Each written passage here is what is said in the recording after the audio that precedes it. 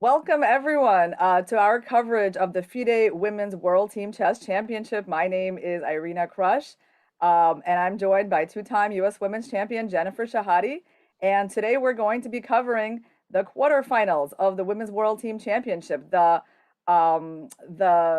qualifying pools just finished yesterday, and today we have 8 teams in action.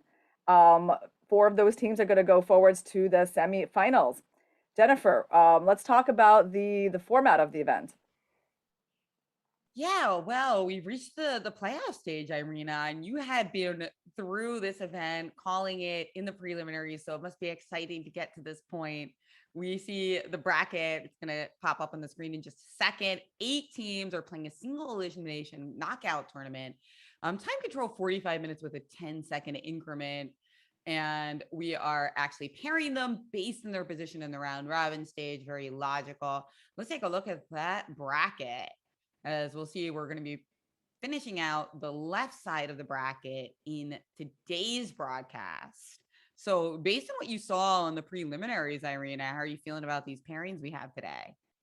Yeah, so first of all, I have to say it is nice to follow an event from the very beginning, Jen. You really get to know the teams, the dynamics of the event, who's doing really well, who's struggling. And so it's that's been nice for me since I've been covering it since day one. What can I say about the pairings? Well, I think Team Russia is certainly the favorite in their match against FIDE Americas, who probably are very happy to have even, managed to qualify for the 4th place. That was not so easy for them. They did that yesterday. And we also have Team Georgia playing the 4th ranked qualifying team, Azerbaijan. So I do think, there is a difference, a sizable difference between the teams that qualified in 1st position and in 4th position. And, logically, the teams that were 2nd and 3rd are closer ranked. And so we have Ukraine versus Armenia and India, Kazakhstan. In my view, India, Kazakhstan is going to be the most suspenseful match. You think India, Kazakhstan is going to be the closest one? Okay. Yeah. All right. Well, and we're going to get the game started any minute, Irina. So I'm excited to dig into the action. Any particular player that has been most impressive to you so far that you want to keep a special eye on today? Oh, well, let's see. I think Abdul Malik. Yeah, Abdul Malik. She's been having some interesting games. She won a very interesting game against Nana Zagnidze. And I mean, she is a top board for Team Kazakhstan. Oh, well, like her game seems to have not started yet, but today she's playing Harika Dronavali. I think these are both players that are, really doing well for their teams. And no one is out of form there. So I think that's going to be a really interesting game. Oh, yeah. Great players there. Harika, so impressive. Abdul Malik, sensational youngster, 21 years old, grandmaster. I think the newest female in the world who got the grandmaster title, the first one after the pandemic, I believe, which is kind of significant. Bringing the total, I think, from like 37 to 38. Interesting. Yeah, I knew it was somewhere in the 30s, Jen. It's like it's not adding as quickly as you would think. Well, during the pandemic, people weren't able to get norms very often, right? So Yeah. understandable. I think it'll definitely start to pick up soon. But as our friend from Chess Kid at FIDE Master, Mike Klein, always likes to point out, I think he was the first one to bring this stat to my attention. Every single woman who's made the Grandmaster title is still alive. Right. So Yeah. That first of all, I like that statistic, Jen. Right. yeah, You that know, is maybe that is her maybe ticket. for immortality. You know, maybe being a woman and becoming a grandmaster. You know, you just never die. Or yeah, of course, the reality is it's just that while women started getting their titles more recently. Yeah, exactly, exactly. And I believe the eldest one is a legendary Nona Gapardashvili, and of course, she's responsible for the incredible, you know, tradition of such a small country of Georgia to have so many of the top female players in the world. By the way, Irina, you played for the United States in the Olympiad where you got silver medals, and you won a game against Abdul Malik, right? Am I remembering that Yes. correctly? Yeah, Yes. Yes. that was That was pretty cool. Yeah, it was a key game. Well, it was a bit of a sad match with her in the sense that like when the game where I was black in the first game, I was doing so well. I mean, it was just like, I mean, it was kind of one-sided, and then I actually managed to lose that game. So that was really unfortunate. Our team lost that first game. And I was, when you lose the first match, you definitely feel like you're on your way out, right? I mean, you're one of your feet is out the door already. And amazingly, we were able to make a comeback in that second round. Um, and yeah, so I helped out the team a bit by winning my game against Abdul Malik with white, and then we managed to win in the playoffs. Yeah, yeah, you were fantastic. Also defeating Humpy Canaro in a game, I believe, in the subsequent match. So let's take a look at have the games begun? If not, let's take a look at this lineup between India and Kazakhstan. As you pointed out, that's going to be a really interesting match. Well, Zansai Abdul Malik is playing against Harika Dronavali, Mhm. and we also have uh, Vashali, oh, that's a great young player playing against Sadakasova. And yeah, I think that all of the games in this match are going to be pretty tight, Irina. I think so, Jen. Yeah, this is just a very close match, which is why it's my like number one pick for, match to watch. Um, The games have not started yet, that I can see. At least they have not started here in the broadcast where I can find them. We also got some interesting pairings. We got Nana Zagnidze from Georgia playing Gunay Mamadzada, another young player from Azerbaijan. She actually did really well in the women's Grand Prix that was held in Gibraltar a few months ago, which Abdul Malik won. She performed in the top half of the standings, even though she is not, one of the more established players yet. We Then we've got, also go then we've ahead, also Jen. got Ukraine versus Armenia. That's going to be a good one with both Muzuchik sisters playing. I love that. And of course, the always strong Armenian team, Alina Danielian, who is one of those group of grandmasters. I think he was an early one, actually. And we've also got Lilith Merkachian, just some great talent all around, as we're looking forward to getting this round going. By the way, hello to everybody in the Twitch chat. I do have that open. If you have any questions for me or Irina or special game requests, put them there. Yeah, I think that Ukraine, they're the team with the most world champions, Jen. The team with the most women's world champions, is that right? I think so because they've got two out of And four of their players, Anna Ushenina and Maria Muzuchuk. oh yeah, good point. Oh, you mean playing in this particular event? Yeah, that makes Yes, sense. yeah, Otherwise, playing in it's this. got to be like China and Georgia or something, probably, right? But yeah, Yeah, well, absolutely. we Go ahead. got, I mean, on Team Russia, I mean, we have, I'm sure, definitely some potential women's world champions, but right now, I think only one current one, Alexandra Kostenyuk. All right, we're going to take a quick break while we wait for these games to get going, but indeed keep the chats coming and we'll be right back.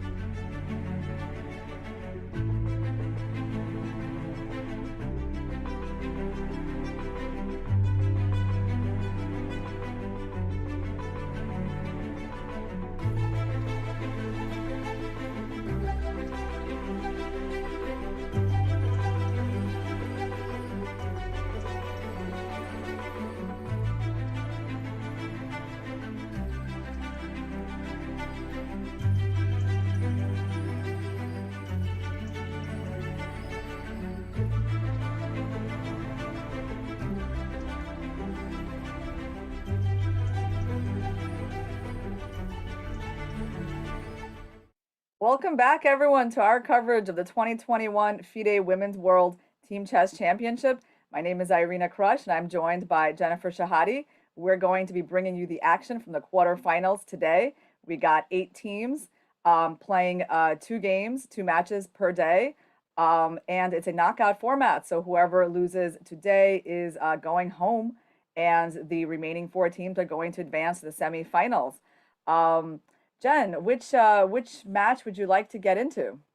Well, right now we've got this titanic battle between Harika Dronavali and Zansaya Abdumalik up on your screen. I think it's a great one to start with because these two players are just so strong. And as you pointed out, this match raised to be a tight one between India and Kazakhstan. And we've got Aurelia Lopez on the board, which is nice to see. I noticed that in Blitz chess, Harika was often experimenting with like B3 type stuff, just trying to get a lot of quick moves in, and here playing more classically.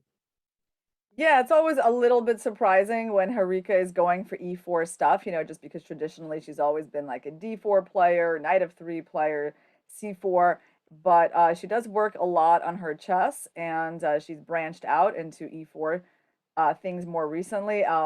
In fact, one of the first times that she's played E4, Jen, was against me in the 2015 Women's World Championship in Russia, I believe it was.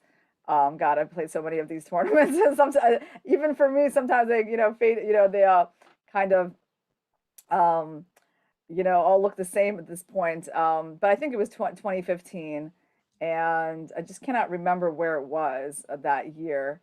Um, so let's leave it at like that. So she played E4, and we had a Sicilian, and that surprised me. Um, How'd it go? but yeah, how did it go? Well, that's a good question, Jen. I went fine. I had a kind of a dubious position. I think her opening worked out, but then maybe my more experience in those kinds of positions helped me out, and eventually I was even a bit better, and the game ended in a draw. And since then, I mean, it's not as surprising, of course, that Harika plays E4, but still, I feel like it's still like less her thing than what she grew up playing. Yeah, and we see here that Zansaya just played B5, Bishop B3. So we're gonna get a kind of a nice Ray Lopez structure. I mean, the funny thing about this with the A6 and the B5 is that, even though these moves are tempo gaining moves, they actually provide white another way to get aggressive play because it's opened up the possibility of playing A4, which immediately threatens A takes B5. So when I talk to young people about this structure, I'm always like, yeah, it looks like it's aggressive, but it's actually kind of more of a negative for black overall. Hmm. Yeah, I mean, white played an early D3 in this game instead of castles. Yeah, So that's kind of important to point out. And it's interesting, is their knight going to go to C3 in this game, or are they that still does. going to play pawn C3? Yeah, that I've noticed that that's become a little bit more popular, putting your knight on C3, like the kind of like more beginner mentality, but it's Yeah. just controlling D5, right? The reason that knight C3 previously hadn't been as popular in these structures is because white usually just tried to play C3 to control the D4 square. But you think that because white played D3, that they're indicating that they might just want to like post up on a knight C3. Yep, that's possible for sure. Although, I mean, with the bishop on E7, bishop G5 ideas are not as dangerous. So I don't know, like knight C3. I mean, knight C3, knight D5. Sometimes the white just plays that, right, Jen? Yeah, just because I mean, of course, you're gonna have to do something about the pawn on E5 because if you were to take on D5 and I take back, the pawn on E5 would simply hang, right? So D6, by the way, has been played, and you're moving on to another game between Anna Muzuchik versus Daniela. This is from the Ukraine match against Armenia, and this seems like a really interesting game. Looks like it was a French opening. Yeah, Paulie. Danielian has been famous for playing the French forever, Jen. So whenever you see her games, I mean, you should be expecting the French defense. And so we have something quite main line here. Let's go back and just see how How it it went. happened. I mean, this is Yeah. a staple of many Armenian players, though, right? There's a lot of Armenian love for the French defense. I mean, we have United States' own Patev Abrahamian, who played it exclusively for many years, and she's originally was born in Armenia, right? And now plays for the United States. There was also a similar situation with Varuzhina Kobian. So yeah, there's a lot of love there for the French defense in homage to Yes. their own great. And let's see how it started. E4, E6. E4, E6. Let's see. I'm not seeing E6 on the board quite yet. So there it is. Beautiful.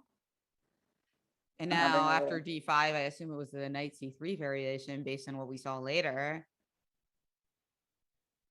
knight C3, knight F6. And sorry about that, Jen. I'm working here with my mouse. Yeah, I Okay. played most things against the French, except I rarely played this line. I always struggled against the French because the positions end up being so close. So yeah, I tried the knight d2, the tirage, the advance, the exchange. And yeah, this one though is actually, you would say, the main line, right? I Yep, think it I is would say by a that. small margin the most popular of all the things. Yeah. You know, I mean, okay, I'm not so familiar with these subtleties like A6 on move 7 and A3 by white. Those things are definitely well, they're just optional lines, right? I think black had instead of A6, there's also queen B6, I think is a move. Um, Bishop E7 is certainly a move. So A6 is one of the many ways that black can play. You know, a fairly useful move. I guess they might want to play B5 at some point. And white answering with A3, it's kind of interesting. I mean, just I guess an overall useful move, Jen. How do you know anything about this move, A3? A3. No, I've seen A6 before, but I'm not aware of A3, but I'll look it up for you. And meanwhile, yes, we know that it says WGM Belankaya above me. No, I am Jennifer Jihadi. But Belankaya, I think we'll be back for you guys tomorrow. So it's nice to be here, and we'll get that fixed up for you. There it is. There it is. So bishop c5 been played. Notice that bishop is protected by the knight on d7, so we don't have any quick tactics. Yeah, it's interesting. So is white planning to castle long? I mean, with the pawn being on A3, it would be a little bit surprising. But on the other hand, white has the queen on D2. Maybe the queen is on D2, Jen, also just to protect the bishop. Um, maybe it's not necessarily to castle queenside.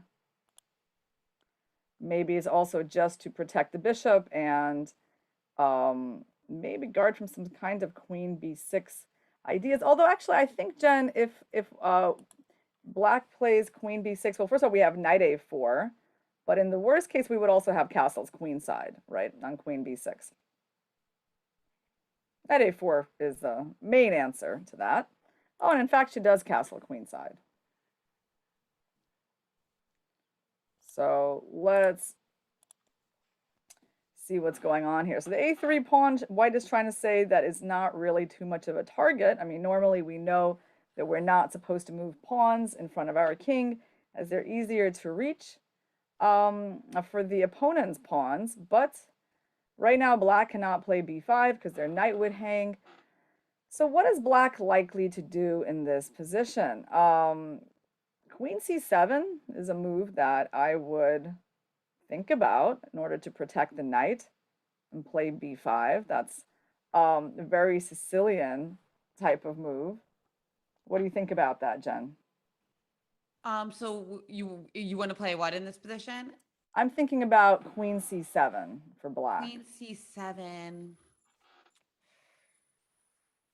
Does that look like anything sensible to you? Yeah, it definitely looks like a sensible move for sure. Instead, takes on d. You're right that at some point we need to get that queen on d8 developed. Instead, taking on d4 was played, and I think that what we're going to see is that black is going to try to get that queen developed, whether it's with bishop takes d4, queen c7 at that point. b5. Oh, that's good. Yeah, so this is actually quite normal. She made a trade so she can play just b5 faster. Okay, that makes sense to me. And okay, we have opposite sides castling, so I guess we should be expecting some kind of attack. But where is White's attack going to come from? I mean, she cannot really play the move F5 for the moment, because of, actually, I think I can put it on the board, right? F5. Oh, it's like I'm having some issues with the So you're mouse. saying if f5, bishop takes d4, queen d4, and queen g5 check is in play. So that's one of the reasons why There we go. White often puts their king on b1 to get rid of those pesky checks. And indeed, the bar is going down in view of that variation. Bishop d4, Yeah. queen takes d4, queen g5 check, and I mean, even there, you could argue, oh, maybe White has some compensation if they can play bishop d3, but the problem is it's like dominoes, right? That f5 pawn hangs and the e5 pawn will also become weak. So probably there wouldn't be sufficient compensation there. Yeah, like right here, black is just winning the F5 pawn, so that's no good. Um, so white has to maybe play, yeah, something like H4, in order to maybe play F5 a little bit later. And what does black want to do? Black wants to, well, they have ideas, rook b8, b4. You could Uh, play queen b6. I mean, the question is, White needs to kind of maintain a structure that if it transitions to an endgame, they're still better, right? Because the bishop on mhm. c8 is bad. And so if you were to play like queen b6, bishop d4, queen d4, and trade off queens, I mean, that wouldn't really be good for black at the moment. But if white were to make too many crazy fun moves like g4, suddenly like the endgame might look a lot more attractive to black. So I think that's something that white needs to kind of massage as well. Yeah, I think you're absolutely right. I mean, somewhere in this game, I mean, I wouldn't be surprised at all if we went to an end game and black played a move like queen b6. And I mean, black already has expanded on the queen side, so it seems like that's a pretty good thing for counterplay. And definitely black in general wants to go, a5 and b4. And, as I pointed out, very important that there is this pawn on a3. Oh, wrong highlight on a3. Here we go. You see, guys, because that pawn is going to provide black with some counterplay. So, yeah, it's going to be interesting to see what is white going to choose here. Let's see if we have any updates to this game. But definitely a really interesting opening. So Oh, I'm we do have excited. some updates to the game, and they actually have traded bishops, and wow, something kind of surprising has happened, Jen. Oh, what? Wow, this is quite interesting indeed. I'm looking at the live position in the right corner of the screen here, and I see that the move b4 has been played. Wow, b4, bishop takes d4, queen takes d4. Is that how it went? Yeah, so actually, bishop takes c5 happened, and knight takes c5, b4. Ah, that's how it happened. Okay, and then the knight just went back to d7. Okay, got it. So knight c5 and now b4. Okay, well, this is extremely surprising because b4 really weakens all the squares around your king. I mean, I gotta say, I'm Yeah, shocked. That said, look at this idea by Anna Muzuchik. I guess one of the things is that black doesn't have any good minor pieces here. Well, yeah. certainly the bishop on c8 is a really, really bad minor piece. The knight on d7, I shouldn't talk so much garbage about because hey, it could Yeah. come in via b6 and c4. But that is Anna's very surprising concept. Stick that knight on d4. Our king side has been weakened, but could it be worth it? Well, let's find out. We're going to take a quick break and we'll be back and see how this game pans out.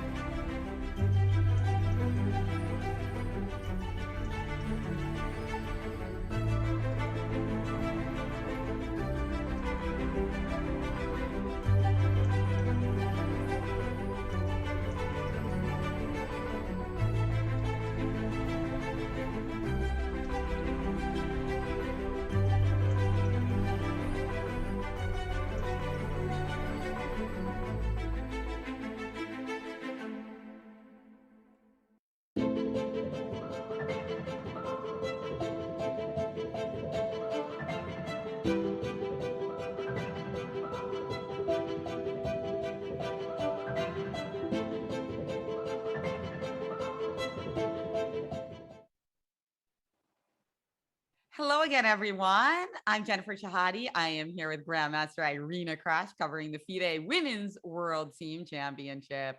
And here we have a game that certainly struck my eye between the legendary champion Alexander Kosteniuk of Russia and Carolina Lujan, who's playing for FIDE Americas of Argentina. And this is, at first I was going to say Roy Lopez, but then, I had mentioned earlier the thing about how sometimes that A6, B5 actually helps white. Notice that this is not a Roy Lopez. This is a Joko piano with some of the similar plans. But Irina, who would you prefer playing in this position if you had to take a side? Yeah, I mean, I have to say at the moment it seems pretty even to me, Jen. It's what I would say it seems like a very typical Italian position, right? And probably it's not super inspiring to me, which is why I never played this opening, and always preferred the Sicilian. I mean, it's very quiet, right? All the pawns are still on the board, nothing's really happened. So I mean, until something actually happens, it's hard to really pick a side. Um, yeah, I see that white has a bit less time, so Kostenjuk is playing very fast. Black's ideas in this position, well, I can see black playing c6 and d5. I think, of course, a lot can still happen in the center. I mean, Yes, of just course, knight there's, f4 looks like it's on the yeah, menu. knight The thing f4 is about definitely an idea. the thing about knight f4 is like you've got this attacking potential, but your queen is here on b6. It's very hard to envision getting that queen into the attack. Which, hey, I mean, the knight is still good on f4, but it's not as good as if we could like stick a queen on g6 or h5 alongside it. Yeah, I wonder if knight f4 happens, like is white going to go king h2, knight g1, and g3 to get rid of that knight? I mean, I suppose that's something they can think about. Yeah, Well, I would. that's an interesting defensive idea. And I mean, that's the thing. The position, guys, is very, very closed. No pawns have been traded. I mean, that's the definition of a closed position. Sometimes it doesn't feel that closed because of course, there are ways to open it, like D4, D5, and they do often happen. But for the moment, it's extremely closed. And that's why it is uninspiring to some. But it often might seem kind of dull, and then all of a sudden an explosion, right? That's what we see a Yeah. lot in these types of openings. Let's move on Another to plan another I game. can tell you, Jen, is maybe Okay, like yeah. for black to play f5, perhaps. Yes. Yes, I feel like whenever I see like the great Levan Aronian, who's a great Roy Lopez player playing, he always finds a way to get f5 in, and yeah, that can be scary. But this knight is well placed on e3. It's to Yeah, the potentially knight on prevent e3 it. stopping that plan. Yes, Oh, wait a I second. know. So bishop c2 was played. Now this pawn is hanging, but that would allow rook b1 to take the b7 pawn. But still worth considering. You might be going bishop c2 to protect the e4 pawn to go d4. Oh, and there's also knight c4 ideas as well. Although I do have the b5 square. So I don't think Alexander is going to snatch the b2 pawn, but hey, you always got to look at it, right? Yes, yeah, that pawn is probably taboo. So what game do you want to move on to next, Jen? Well, I thought Goryachkina against Corey would be a good one to pop our head into. It looks like it's a Hmm. Queen's Gambit declined on tap. We can back up a few moves to see how it happened. It actually opened with c4, e6. And so it transposed, as c4 often does transpose into these main lines. Oh wow, a Carlsbad system. And so here we have this structure, so an isolated queen pawn structure. And so white Probably here, not the best decision to go into this against Goryachkina. I think she will enjoy playing this position, as now would I. yeah, I bet you love these little advantages, don't you? Um, Yeah, well, what's the only thing better than a small advantage? I But don't know. seriously, I kind of salivate when I see this, Jen. yeah, you enjoy the process. Once you have a big advantage, you're just about to win. So like whatever. But if you have a small advantage, you get to enjoy it for a long time. I feel like there's a food analogy here, but I'll let the chat figure that out for me. But no, I do. Speaking of the chat and our viewers, thank you for watching. Um, let's explain why Goryachkina did not keep this bishop. So why castle allowing knight takes d3, Irina? Okay, why castles? She did castle, right? Yeah, Yeah, she did normally we castle. like to keep our bishops, but isolated pawn positions are one of the exceptions to that because we have a very important principle when there's an isolated pawn on the board is that the side who's playing against it actually doesn't mind the trade of pieces as they get closer to an end game, and that pawn's weakness gets more and more magnified.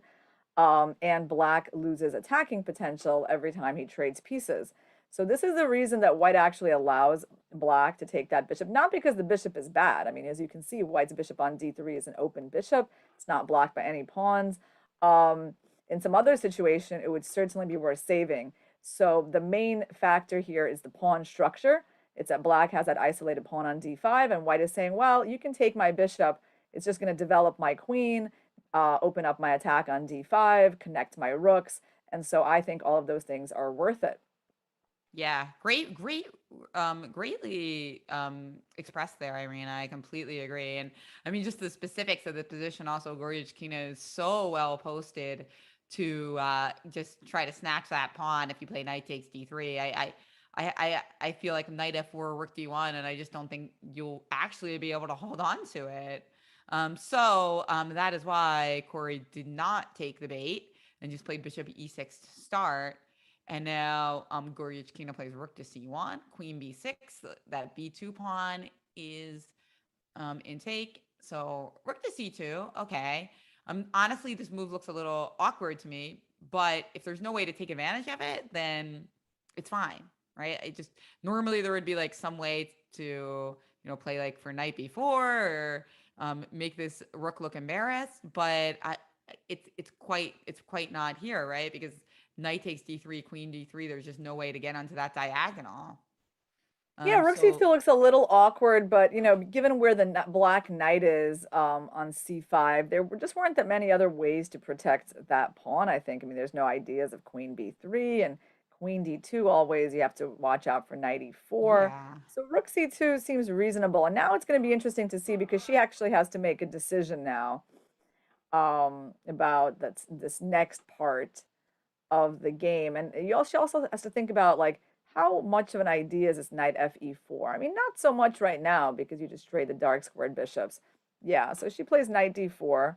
Makes sense. I was also thinking about like knight f4 ideas, like you mentioned, but she wants to control the d4 square. Yeah, that's very reasonable.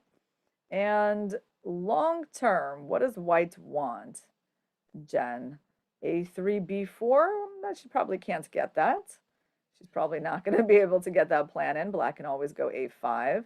So the good news for black is that there have been no piece trades. So at the moment, I wouldn't actually say that this looks like a very bad IQP for black. It's not great because white does have good control over d4, but it's not horrible because, yeah, they haven't traded off any pieces yet, and white hasn't really been able to show how they're going to pressure the d5 pawn. Maybe white can consider, well, yeah, bishop b2, then there'll be bishop f5, right? Ideas. Oh, this move. Well, I'm yeah. not Well, so we've been sure. waiting for this move. We've been waiting for this move. I agree that one of the things I don't like in this position are white's rooks. I still think rook on c2 is a bit awkward, not only Yeah. because of the rook, but also because this bishop can't go back, right? The bishop sometimes wanted to go back to c2, and now it's like black can kind of keep her idea of playing knight takes d3 at some moment. So knight e4 was played, and now bishop takes e7 played, and now is there a choice to start with knight c3 Not here? not so much, Jen, because knight c3 just, I mean, first of all, even rook c3, just even the simplest. I Yeah, mean, you and don't then you even just have have to a great calculate bishop position, c5. I mean, you can also calculate bishop c5, which I think right? is just winning. Yeah, it's just Yeah, winning. bishop But c5, knight d1, bishop b6. Is that the line you're talking about? Yeah. yes. Yeah. And then the knight is trapped on d1, which definitely contradicts all of my previous statements about this being rook being awkward because it would be a hero in that position. So knight c3 not in the menu, so we expect rook takes e7 then. Yeah, and rook takes e7 definitely is going to be played. And I think after rook e7, white has an interesting choice. I mean, they probably don't want to take on e4 and open up the black bishop and kind of improve black's pawn structure. Right. So after rook e7, white has to figure out the best way to kind of keep some control. But knight e4, well played so far by Corey. Let's move on to another game. We haven't looked at the other Muzuchik sister yet, Maria Muzuchik, who is a former women's world champion. And Hmm. well, this is very early in the game, Irina. That's odd. Yeah, we Why have an would, exchange Slav played by Lilith Mirkirchan. yeah, but they're Looks like only on it move looks like I nine. prepared her. They're only on move nine. Isn't that weird? Yeah, it is Yeah, weird. that is weird. Let's move on to another one just because it looks like maybe there's some more moves that we're gonna get soon. Let's take a look at this one, where we have a this is a fun opening. This What is a opening really was fun this? opening. It's like A a lot. Vienna game with the bishops opening. Ah, Like okay. Yeah, with bishop I think c4. unfortunately, well, no, not unfortunately. The cool thing about the bishop's opening is that it can transpose to a regular Joko piano, which Irina earlier called uninspiring. That said, of course, we've committed to putting our knight on c3, so we aren't able to play like the c3, d3 lines, right? So, but usually if you're playing the bishop's opening, it's because you want the big gun to be involved in the attack. You want to play f4 and then castle. So that's going to be a fun time. Let's see if black was able to stop it. By the way, I played the bishop opening at some point, and I always felt that the ideas with like c6 and d5 were pretty challenging. But obviously there are all sorts of different good ways to play. Instead, black just goes after that, goes after the bishop on c4. Well, the bishop's opening, and now it's the no bishop opening.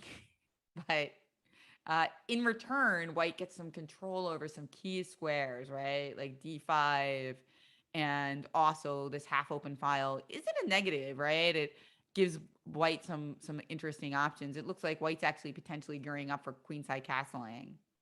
Yeah, I think white played f4, and so that indicates that they're definitely going to be castling queenside. Oh wow, but black played an interesting move right now. I found an interesting tactic with knight h5, which Knight I h5. rather like, Jen, I have to say, So because mhm. their concept is to get so knight takes h5 would allow queen takes h4 check, and you're gonna win one of these pieces. Because if I play Yep, knight g3, that's then the queen idea. takes And I think f4. black wants to trade. I mean, because that knight on f6 was sort of just blocking the queen and not really doing all that much. So I completely support this idea of opening the diagonal, letting out the queen, What about queen and g3 trading some though? pieces because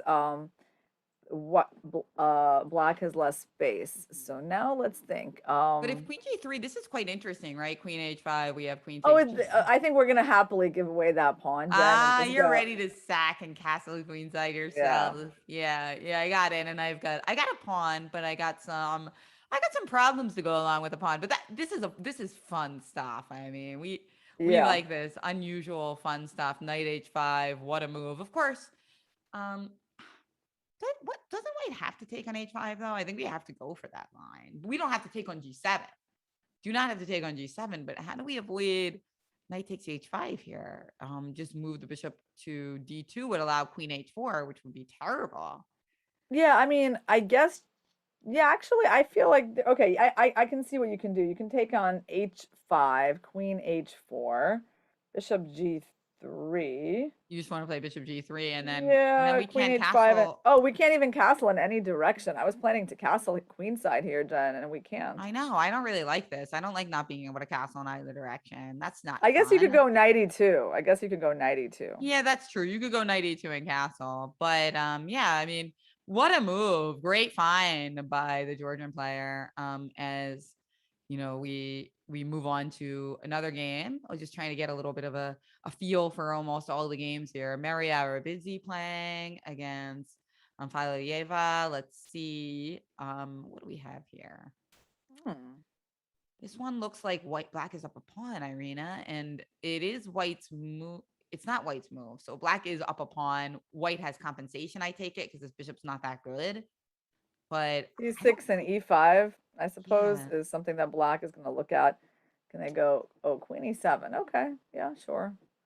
Yeah. Um, I mean, there is a nice pressure on this pawn. So you Yeah, I probably think can't white's take it got now. compensation. Yeah, you can't take it now because there's rook b8. But if you move the bishop, then we can take the pawn. So you can't easily just play bishop d7. So you can't develop that easily. So yeah, some compensation. Is it enough? Well, we'll have to keep our eye on that. What about Nana Zagmidze? Like, this is a great player, also for the Georgian squad, playing against Mamadazada of Azerbaijan. And this one's pretty early on as well, taking their time in this opening arena. A ready system, it looks like. Yeah, so okay, was it ready? Uh-huh. Ready with d4. That's why it doesn't look so much like a ready. It looks Yeah, more like some kind of a exactly. Catalan. She switched it up to play d4 at that point. And now, I'm usually familiar with black actually just biting the bullet and taking here, because this Mhm. pawn structure like leads well into it. But I like that, hey, no, she just said, I'm just going to keep that bishop after creating this solid structure. And now we do have to worry about queen b3. I mean, that is always the negative, right? About getting your bishop outside this chain. It's fantastic, but it does create a weakness that you have to keep your eye on. So queen b6 was played here. Yeah, that's what I would expect. And And then now, is it c5? yeah, I mean, that's the question. Like c5 in these positions can sometimes just be so strong because if you don't play queen takes b3, well, if you play, I think more importantly, if you play queen b3, white just has such a nice game, right? Yeah, I mean, I'm wondering maybe black can play knight a6 there Where after queen takes b3, a takes b3. I see knight a6, yeah. And then, Although, but then oh, there's tactics with knight c6, Jen. There's tactics with knight c6. but there's also a question in this game, in this position, like, is it always this pawn on e4 could become a weakness, especially if we trade queens, right? So maybe like the move order includes also taking on e4 at the right moment. Yep. I don't know what the right moment is. Is it now? Like, what would I you? mean, yeah, knight takes. Probably bishop takes. Oh, and we also have to calculate g4, right? It's g4 4 as because that could well. win a pawn in some situations. I don't. It seems like black's gonna figure out a way to hold the balance though. Just to give an example, like say we play like queen takes b6 and then we play g4. Yeah, but then there's knight takes c3. Yes, there's the in between move, so we don't have time to take on f5 because you get to take on Yeah, e2. not very clear. Yeah. Yeah, so that doesn't quite work right away. In general, But black's position is a bit more solid than white's here if you just look at the pawn structure. You know, Jen? It's like white's position a little bit more hanging, right? yeah, whatever Yeah. we take with the bishop here, it looks horrible, but my idea is just to get this bishop in another way with like g4. Yeah. But anyway, this offers a lot of interesting possibilities, especially like in the next move. It seems like it's a rather critical moment because white has like a lot of different captures in the offing, right? Are we going to trade queens? Are we going to trade on e4? So I wouldn't be surprised if like Nana thinks for like a few minutes here. Definitely. Let's see what else we got in the match between India and Kazakhstan. Okay, India and Kazakhstan. I know Marianne. Vaishali. We haven't seen Vaishali Oh, versus I skipped over her Satakasova. game. Yeah, I don't want to skip over that game. Okay, so yes, Vishali playing black here for India. Dinara Sadakusava. By the way, believe these are rapid FIDE ratings, so some of them are definitely not indicative of the current strength of the player. So take those with a grain of salt. 2149 looks quite low for Vaishali. But let's see, Rook AC1 was just played. Really And feels like, even though the computer is sort of evaluating this as pretty equal, it feels like white has pressure here, Jen, to me, because I see, the idea knight fd4, rook fd1, like very standard pressure on black's queen side. The knight on a6 doesn't look very impressive. I would be quite scared here if I were black and really looking for ways to neutralize. Now, maybe, Jen, there's ideas of like bishop e4 wouldn't shock me because you really want to neutralize the bishop on g2. Bishop e4, rook fd1, and where does your queen even go? I mean, problem. You know, your queen is, I mean, I don't think you want to go bishop d5, but also Yeah. a7 pawn is hanging. That's probably not very important. But I can just tell you, like, I really feel a playing advantage for white in this position.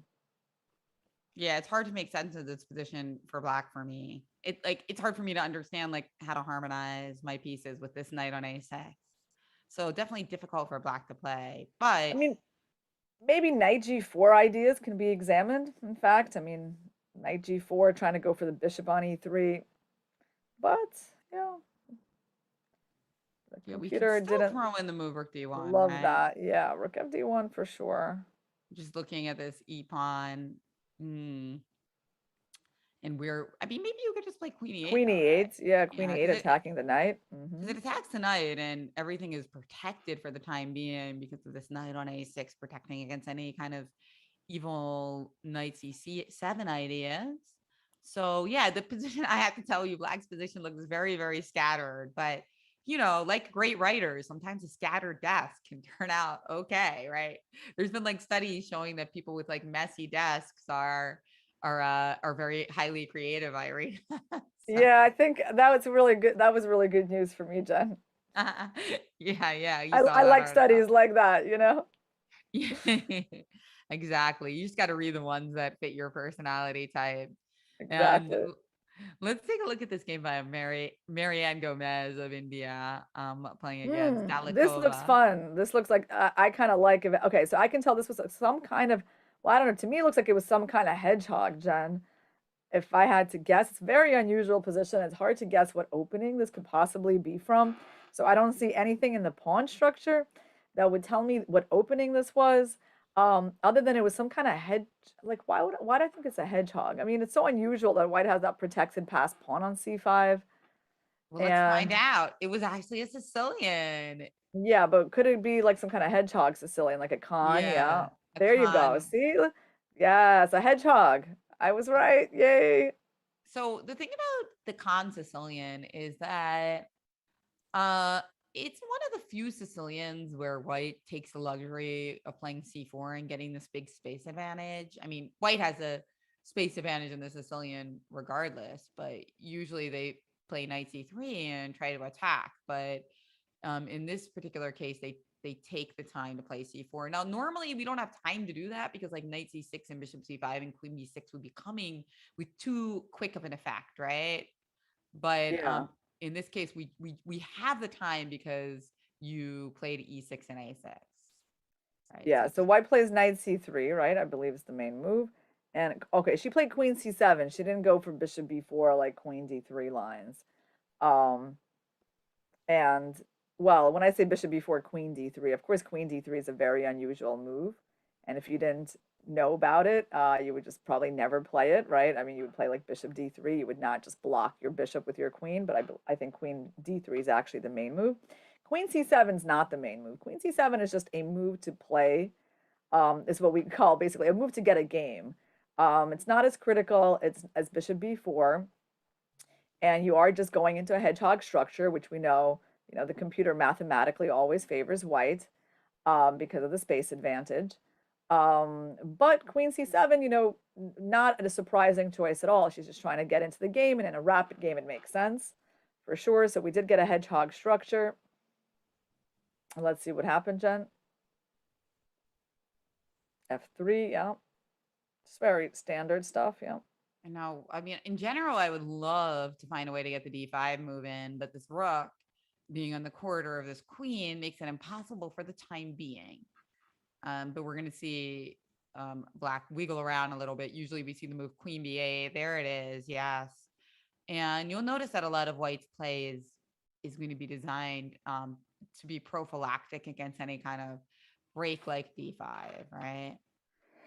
Yeah, black has lots of ideas in these positions. Bishop g8 to c7. Actually, that's probably, now that I think about it, she probably did do that idea in the game because, I mean, her bishop is on c7 currently. She did Oh, there you indeed. go. And that opens up the possibility of playing the d5 Knight move, which is e5. Oh, this is how this happened.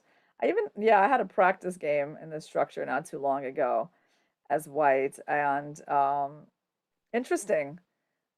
So there you go. It is some very typical stuff from the hedgehog. White gave up a very important bishop. I mean, they normally do not just give up the dark squared bishop like that. But in order to play c5, in order to get that queenside pawn majority and to kind of, get into that favorable pawn structure, they made that trade. It is typical. And I think, yeah, white is generally going to be better here because black's bishops are actually both blocked by pawns. Yeah, I agree. I think that this move, bishop takes e5, at first glance strikes me as wrong, because when I'm playing black in this position, I'm always really excited to open the d file and get this like nice pawn that controls d4 and f4. But the c5 idea is just a very concrete exclamation. Well, yeah, I mean, you got that, what would normally be a strategic trump, but white is just has a very strong pawn on c5. And sure, if you take it, I have to decide whether to take it with the knight or the pawn, but both are pretty promising. So let's see how it went. Knight a4. So knight f4. That's usually a really good square for the knight, but look at how the knight is kind of dancing alone, all by Yeah, it's myself. interesting how she goes to b2 and doesn't see any point in going into like f2 or e3 or maybe getting into a pin there. So, yeah, How's queen your b2 is. singing, Irina? Could you sing all by myself? Oh no, what made you ask me that, Jen? Because I was thinking about the song, the night singing to itself all by myself, and I was like, I can't. I'm such a terrible singer. I can't do it. So Oh, this I is think we can flattering. compete in that, Jen. I think we can compete for, for that title. Okay, for another broadcast, guys. So queen to f2 played okay, f5. So I was saying the knights all by themselves, and I think black realizes that, and she needs to kind of create some action, maybe bring the rook back to f8 even. Yeah. Um, So okay, F5 is understandable that, I mean, black needs to do something because they're basically playing without a pawn on the queen side, right? And both of their bishops are locked up, like we said. So F5 to me makes a lot of sense. I don't understand And white's next move, Irina. what did they do? Oh yeah, this is quite unusual. Oh, now Wow. I get why they did it, but it seems like so weird. They, you guys in the chat, you'll never guess what white played here. This move is really, really surprising, guys. Yeah, it is shocking. Knight And you think, a1, because the knight on b3 actually looks pretty. I mean, I guess we don't really need it to protect this anymore, but it was like stopping c5. I mean, it was stopping a5 ideas, right? So yeah, it I seemed think like it. white is counting on the c3 and knight and the bishop and f1 to stop a5. That on a5 you still have knight takes b5. That must be the point. Yeah, so they are not worried about a5 at the moment, but you wonder like, okay, so is the knight coming to c2? No, I think the reason actually is white's thinking they want to swing their queen over to a2, Oh wow, and really? that actually it's a little bit difficult to defend this pawn. Yeah, I think that might be the reason. I mean, it's really, really artificial looking, but suppose it is white's move. Like, let's just make a like a random move for King black. h8. Let's just go king h8 randomly. Well, although that would help me Well, that's defend. the point, Jen. I have to I help myself a know. little bit. I was trying to play like a dummy move for black, but okay, King I'll make it. h8. It's my dummy move. you know? Queen a queen a2. It's actually not Yeah. that easy to protect this pawn, which is surprising, Yeah, right? but the thing is, I should try to get some counterplay here. Like, Yeah, also against e4 pawn is interesting. I mean, like also, I have rook d4. Like, first of all, queen b7, Jen. Like, I just cannot stand to play with that queen on a7. Let's make that yeah, queen better. yeah. And then you're also protecting this bishop, which is really important, because my whole idea Yeah. was when I was taking on e6, I was also attacking c6. It's So yeah, interesting. The computer is not that impressed, but like, why is he's not impressed with queen b7 at all? Is it queen e6? I mean, Pawn takes it looks like e4. a melee after queen takes e6, where it's just really a mess. I can't imagine white is crushing here because you've got a lot of great Yeah. ideas. But yeah, this move knight a1 is hilarious. I mean, I don't know. Is that the reason though? Maybe she had a different reason, but to me it seems Can like I she's tell you planning a something funny, Jen? queen Yesterday, a2. I was on Facebook and one GM, I can't remember where he is from. I should remember. He's from one of those countries like Uzbekistan, I think.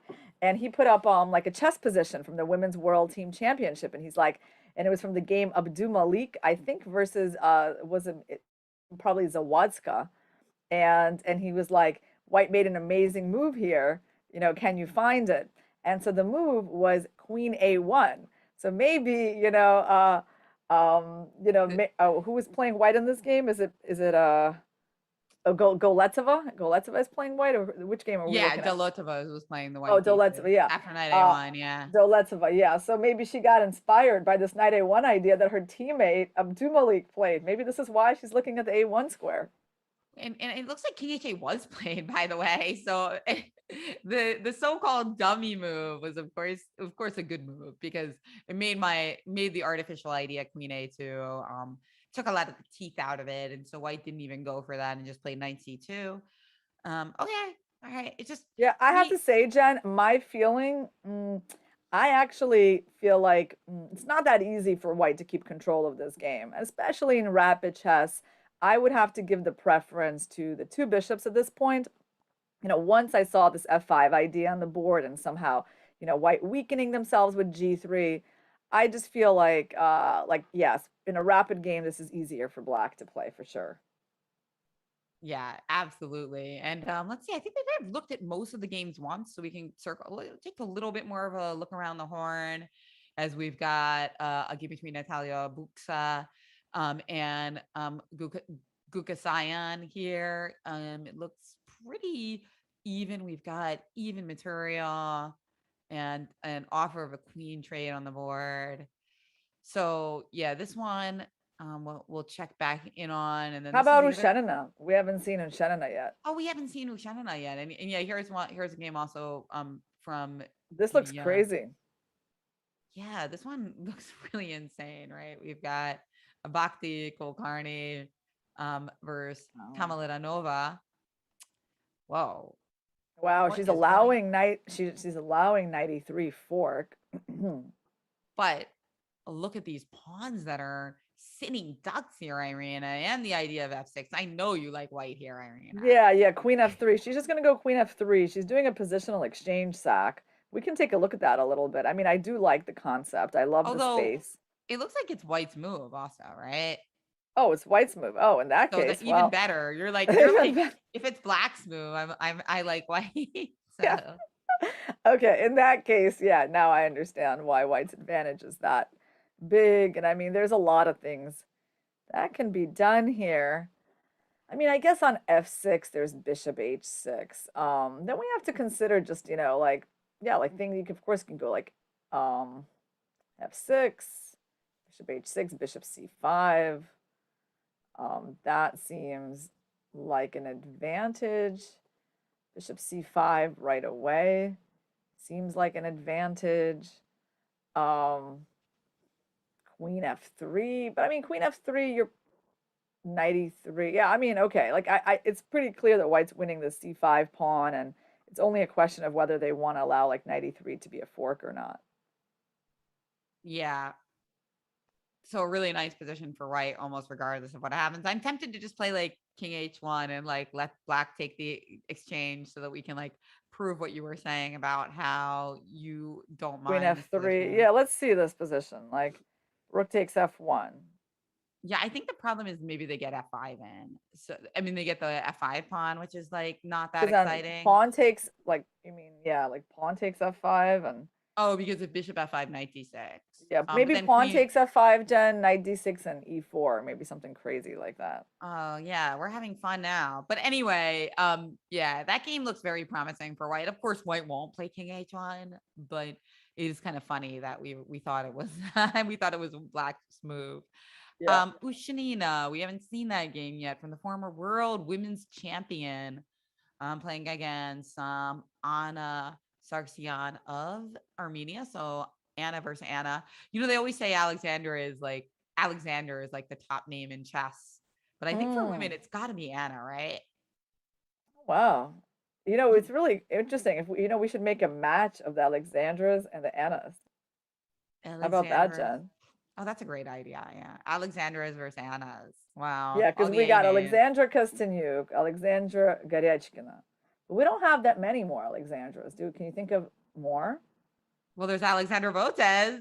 Yeah, yeah. who by the way says that she was inspired by Alexander Kosteniuk partly because they had the same name. So Wow. it's such like a silly detail, but yeah, like sometimes that can change things. But no, Anna is just Anna Muzuchik, Anna Zatansky, Anna Ushinina. It seems very, very common for Yeah, top female players. yeah. There's a fly in my room 82 says Kosteniuk would win that. Thank you guys for the chats. Somebody says that I have the effect of waking people up. And I have to say that's Barton Q. If somebody compares me to coffee, like that's got to be like one of the biggest compliments because I think coffee is like my favorite thing in the world. Well, Well, my how favorite how many inanimate. cups a day do you drink, Jen? Not even that many, but I just really look forward to it. I feel like it's the ritual. I look forward to it. I usually have Yeah. like maybe two, Yeah. sometimes three. So I think today is going to be a 3 cup day though. Yeah, because of our commentary. So what Yeah, is going on yeah. with Ushenina's advantage here? She doesn't have a whole lot of time. Obviously, she's a bit better. Um, Um, yeah. yeah. She's better because of the two bishops, Irena.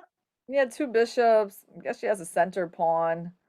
I mean, there's a chance she might win the c6 pawn. And, black's knight, they can't really do very much. But I mean, with that amount of time, I wouldn't say it's so easy. Also, she has to move bishop d4. We got to point out very specifically she can consider going bishop d4.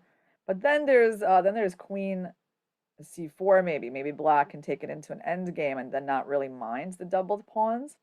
That's Hmm. probably the intention, actually.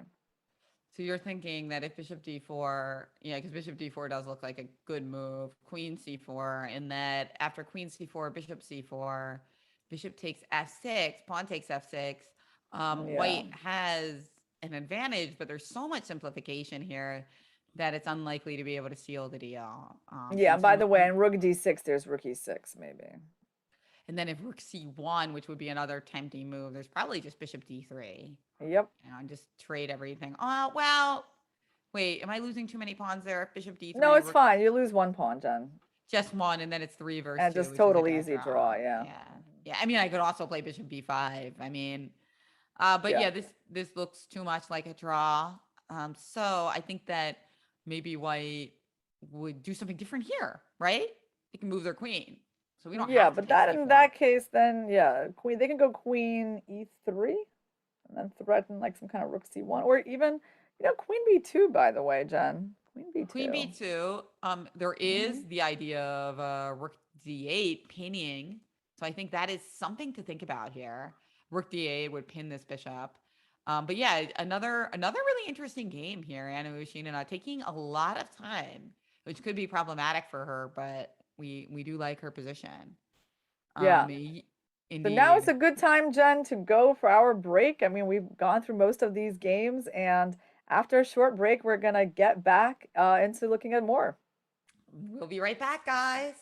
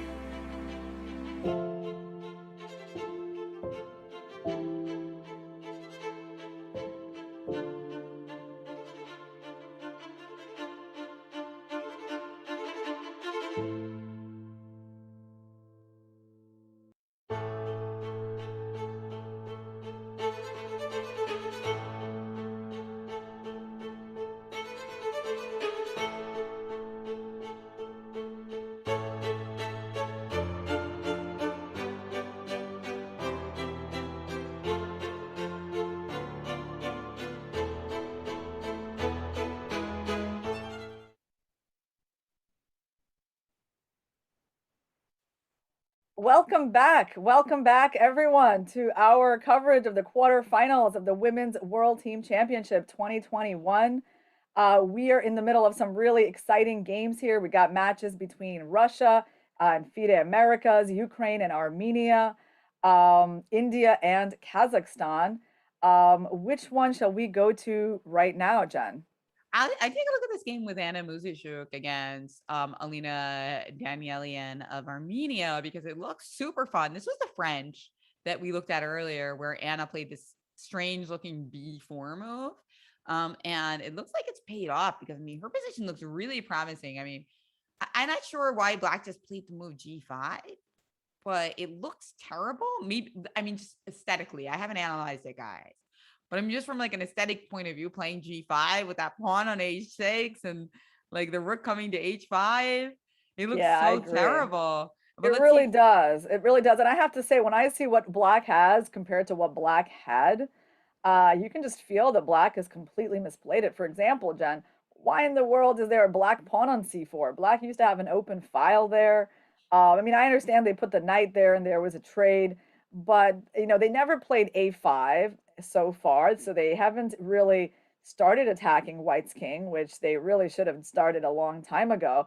And they closed up the C file, and now they're opening up their own king. It's literally just a disaster. the opposite of what you like to do. And here I would imagine playing in the center with like rook d8 and ce3 and queen b6 and a5 would give Black some chances. But I believe g5, maybe she missed this move rook h5, was only analyzing pawn takes g5 because I'm looking at the computer and I'm not, I don't have the engine on, but I do see that the bar is very happy with this move rook h5. I think it just looks too strong, right? The idea is that by lifting up this rook into the position, you're going to have a real difficult time defending. What do we start with here, Irina? Well, yeah, this is quite interesting. I mean, I'm trying to. I know what we'll start with, Jen. I have an idea. Yeah, We'll you have go an rook idea. g5. Yeah, let's go rook Rook g5, g5. Okay, and and then now I queen e4. Pretty much no matter what they do. yeah, and then you're just going to play rook g7 Yeah, well, you might have rook g8, but I or mean, rook e5, right? But then oh, you're but going to you play don't have rook g8, Jen, because rook g8 I can play queen f4, and on rook yeah. g5 I have queen f6, and then I take on g5 with check, and I'm pretty sure that's going to be good. No, no, no, Jen, the rook is hanging on e5. Wasn't it just hanging there Oh with yeah, a? it's just hanging. But I was also I can Yeah, also go for mate. yep, yeah. I'm too excited to get checkmate in this position. But yeah, okay. So this looks really promising. Just rook g5 check. I couldn't help but look for ways to get the queen in instead, but I think yours is even stronger. Like I was looking at queen h4, Hmm. but then you can play rook e5, and I Queen should have f6 queen though. Queen f6 f6 here is though. checkmate, I think. Yeah.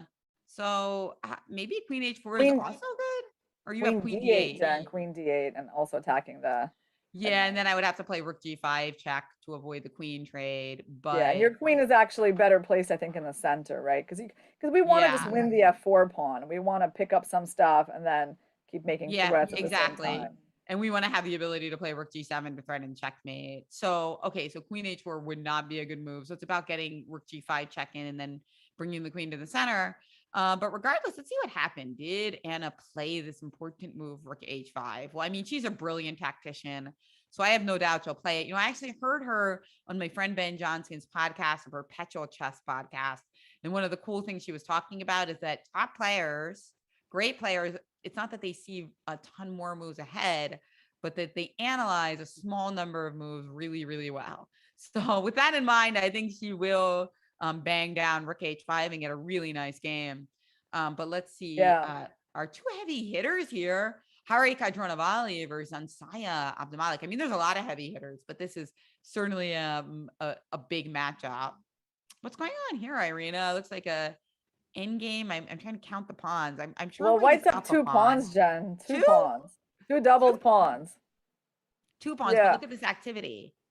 Yeah, but yes, the computer is giving this as equal, and for sure that's because Black's pieces are vastly better than White's. I mean, I would not want to have two pawns like this. I mean, because honestly, I just wish I could lose the C4 pawn and open up my bishop to be a normal bishop. This is one of the worst pieces I've ever seen.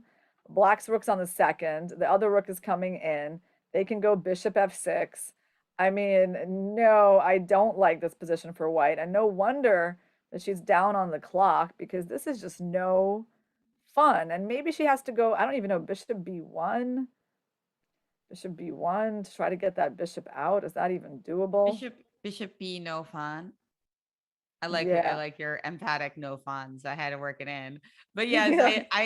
I agree that this is no fun for Harika, but yeah, you know, she's good at defending. So let's see if she can Oh, stick it out as we've got look at Alexandra Kostanyuk's king. Now that king is having fun. yeah. So she has a way better rook that is supporting the passed pawn. And I suppose somewhere we're going to see, first of all, the move g5 is Ah, probably winning a, well, yeah, I think g5 is worth looking at. Although g5, maybe there's king g3, but maybe then there's even king f5. we can start with king f5 also, right? Because you don't have g4 check. So Yeah. and coming into e4 looks a little scary as well. So yeah, a lot of great options here for Alexander Kosteniuk, who by the way has played so quickly that she has 25 minutes on her clock to figure it out, to figure out the Yeah. best way to try to push this edge to victory. And I think she's gonna do it because that's a lot of time. A good king and a lot of time. What about this one? Remember Gereshkina this isolated also pawn has a pawn, lot of, Irina, that you were yeah. fascinated by earlier? Yep, and I still like it for Yeah. white. I mean, I mean, first of all, she has a huge time edge on the clock. Position is still comfortable. She has not, relinquished the advantage at all. It's just kind of going as it's supposed to. Now she's going to play knight takes f3. And, black still has that passive bishop on e6 that, of course, white's not going to capture. Yeah, I mean, okay, black is still alive, of course, but um, again, another one of those positions that I would say is not fun and that I try not to get into myself with the black pieces. Yeah, it isn't fun. Not fun. And Alexandra Goryachkina, similar to her teammate Alexander Kosteniuk, with that huge lead on the clock. I wonder if their training is, very centered around playing extremely quickly, because it seems like they're getting these big edges on the clock, and that's not easy to do. When you love chess, you start thinking in these positions and kind of tend to mirror your opponent's time management, but this is quite impressive, their time management skills. Yeah, I was definitely impressed when I played well, Alexandra in the online Olympiad in that final game. I mean, she played very quickly against me, and that was difficult, to just play someone who's like constantly playing very fast, and at some point, you get lower on time yourself, and you try to make a fast move, it doesn't work out as well, and I mean, her time management was definitely something that I noticed in that match, and it gives a quite a big practical advantage. Exactly, but it seems like something maybe they practiced. I imagine, like, if you tried to practice that, I wonder, like, I guess you could just play a practice games with like 40 minutes for your opponent and 20 minutes for you, and get used to the rhithm of like just Playing playing instantly. playing Yeah. playing twice as quickly as your opponent. Yeah. But in any case, Alexandra Goryachkina just played the move Queen A5, looking to control that C7 square. The rook can't exactly come to C7 because you'd have B6, but hey, the queen could go there and we would be dominating on all cylinders. Like, every single one of our pieces is better than every single one of black's pieces here, right? Our queen is better, our minors are better, our rooks are better, our pawn structure is even better. I think the only one that we can say is a draw is these kings, right? They're both pretty Yeah. safe. I mean, yeah, white wants to go queen c7, I think, and the thing is black cannot even move their rook because it's tied down to defending the bishop. I mean, white's knights are perfect. They really, I mean, white has the dream, right? Which is like at the outpost squares without being challenged. Oh, we said white can't move, black cannot move, but black did move. Okay, it's because tactically they're going to protect the bishop on e6. I think, Yeah, so let's you're saying see. rook c8, queen c8 will protect that bishop. Yeah. And what else? I guess maybe can we play rook c5? Because then if b6, we play rook takes c8, right? Hmm. Um, Good point, Jen. I don't know. C5 is interesting. And then the With idea would be ideas of queen C3 if they're not cooperative, you know? exactly. So we want to wrest control over that file. And, then we would be threatening something like knight takes e6. Or actually, we might be threatening knight takes e6 right away Yeah. because all of a sudden you wouldn't be tactically defending. Yeah. It looks like a very promising position. Queen Hmm. a3 instead played, still looking to A keep little, yeah, control. I don't know, not my personal favorites. Although she does have this opportunity to play queen e7 in some Yeah. variations, and knight takes e6 is now very much on the main menu. Yeah, it's not a Worrying. bad move. That's right. 2.5 minutes left on the clock. I don't think she can defend this. But yeah, let's move on because I feel like there's just so many interesting games going on right now. Do you have any requests, by the way, Irina? No requests. Whatever you take us to will be fine, Jen. Well, this is that Annie Ushina game that we saw earlier where we were trying to figure out how she could get a good position. As it turns out, it is an end game, and she is pressing. She avoided complete trade, so that's interesting. She decided not to take on f6, thinking that keeping the bishops on the board is more important than destroying Black's pawn structure. And yeah, that seems really smart, actually. She definitely has better chances here than she did in the lines that we were looking at, which I think is super instructive to people at home. Like, yeah, it's tempting to destroy that, but is that destruction enough for victory? Yeah, White's bishop pair advantage. She definitely needs to keep that dark squared bishop. That's the unopposed bishop, and that's really the main source of her advantage here. And actually, her plan is very simple, Jen. She's going to go king f2, king e3, get the king into action. Black is really quite passive, protecting that c pawn. This move makes sense to me, c5, but it's not really going anywhere. I mean, even if you put that pawn on c4, it's just it's not going to go anywhere. And so, yeah, White has a good chance of winning that pawn. And, Black would need to trade off the rooks and try to defend themselves down a pawn in that, two bishop endgame, which they have a chance to do. But overall, it is a quite objectively an unpleasant position for Black. I would not like this one either. So, how about Georgia versus Azerbaijan? What's going on in that match? We Sure, saw one game. Batsiashvili. How is she doing? Well, I just pulled up this Nine is Agnesia game, so let's just take a quick look at it. It's super closed. Like Um, White's position, space advantage, two pawns on the fifth, and look at that poor knight on d7, Jen. yeah, it looks very promising. You said Batsiashvili you wanted to look at as well? Yeah, and I can see White Nino? playing like f4, f5 here, and Oh, just sorry, being I moved very to the happy. one. Oh, don't worry, Nope. don't worry. That's fine. Let's stay here. This Um, one, White is down a pawn, but potentially with some trick potential here with this king being a little weaker. I mean, they're both weak, but this king is a little easier to get to. What do you think, Ariana? yeah, of course, generally like Black's position a lot. I don't think it looks like White has quite enough for the pawn. Um, and Yeah, rook a1. I mean, the king will be pretty safe on d7 unless you also get attacked from the diagonal, unless the queen goes over to like g3, which I suppose it can. Um, so yeah, the black queen on h7 bothers me. I'm thinking like, how about a move like h5? In general, I think it's a good positional move. It controls the g4 square. It gives the queen a bit more space. In the end game, you might need it for that pawn to be more advanced.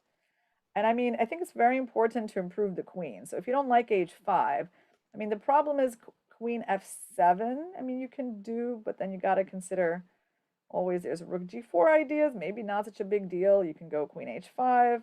Queen g6 is another move that I would consider, Jen. I think the key in this position is that queen must be improved. That's the bottom line. Like we cannot Yeah. have a queen locked up on in the corner of the board. Yeah, good point. I mean, that's a position principle of the worst piece that grandmasters are so good at zeroing in on. So well put. As let's take a look at another game. Do we look at all the Georgian? What other Georgian games are there here? I haven't seen Katerina Lano that much. Did we skip over her game? Yeah, we did. Maybe We did. because this looks like a good one. What's going on? She's about to win this game. I mean, look at her beautiful attack here. She's actually would be down in material if black were to take, oh, it's white's move. It's Yeah, White's move, yeah. it's So white's she's move. So how calculating, should she play bishop takes f4, bishop or not. bishop takes Although I have f4. to say bishop f4, you know what's interesting, Jen? There's a line bishop f4, queen f4, and rook. Okay, rook d7. Actually, you should look at it. Rook d7 here.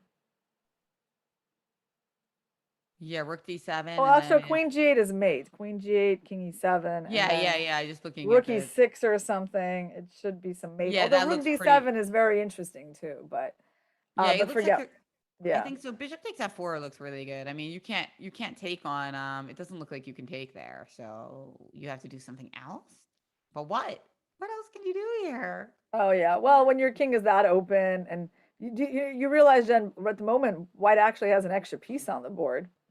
I don't Yeah, I think we mean, realize that, right? it looks absolutely terrible and probably a very beautifully done Sicilian because I'm just taking a very quick look because she got this fun move g6 in sacrificing, but in order to gain a lot of control.